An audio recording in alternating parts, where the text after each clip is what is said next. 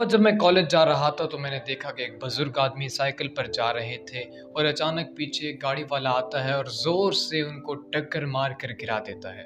वो बूढ़े शख्स बड़े ज़ख्मी हो जाते हैं और गिर जाते हैं। थोड़ी ही देर बाद वो कार वाले साहब आते हैं। मैं एक्सपेक्ट कर रहा था कि वो आएंगे और माफ़ी मांगेंगे कि मुझसे गलती हो गई, मैं थोड़ा जल्दी में था, या जो भी एक्सक्यूज़ होगा उनका वो करेंगे, लेकिन उन्होंने ऐसा नहीं किया। उन्होंने आते ही कहा कि ओ जाहिल, ओ गवार, ओ अनपढ़, तुझे पता नहीं लगता कि रोड पे किस तरह साइकिल चलाई जाती है, रोड पे किस तरह चला जाता है।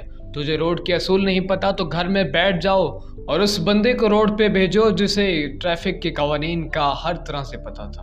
अब सब लोगों को मालूम था कि वही कार वाला जो था उसी की गलती थी, उसने पीछे से आके टक्कर मारी है साइकिल को, लेकिन सभी खामोश थे और बुजुर्ग चुपचाप उसकी बातें सुनते रहे और बिलाखिर वो कार में बैठा हुआ एसी ऑन करता हुआ वहाँ से चला गया। मैंने इससे दो बातें सीखी।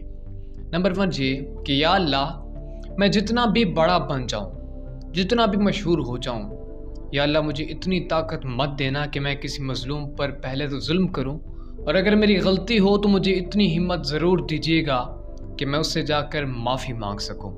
दोस्तों, वो वाक़या तो वहीं इख्तिताम पजीर हो गया, लेकिन मेरी सोच में वो वाक़या कायम रहा।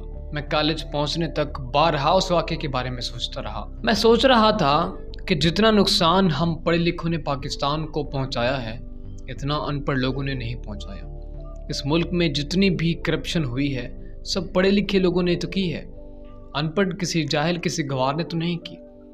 जो शख्स जितना पढ़ा लिखा होगा वो उतनी सफाई के साथ करप्शन कर रहा है। आप मुल्क में के किसी भी शोबे में देख लें, वजारतों में देख लें, अदालतों में देख लें, किसी भी शोबे में देख लें, आपको करप्शन करने वाले पढ़े लिखे और हाई क्वालिफाइड जो बड़ी बड़ी यूनिवर्सिटीज़ से पढ़े हुए होते हैं वही मिलेंगे। बड़े बड़े स्कूलों में तलबा को डिसिप्लिन के तरीके सिखाए जाते हैं, लाइन बनाने का तरीका सिखाया जाता है, नज़्म ज़ब्त का बड़ा ख्याल रखा जाता है, लेकिन बाहर निकलते ही वही स्टूडेंट सबसे पहले लाइन ब्रेक करते हैं। उसके बाद पूरे नज़्म ज़ब्त को तहस नहस करके ऐसे निकलते हैं जैसे गोया भेड़ बकरियाँ निकल रही हो। लेकिन आज भी अगर आप किसी भी देहात में चले जाएं, उनका नज़्म ज़ब्त देख और प्राइवेट स्कूलों में पढ़ने वालों का नज़्म ज़ब्त देखें, आपको ज़मीन आसमान का फ़र्क नज़र आएगा।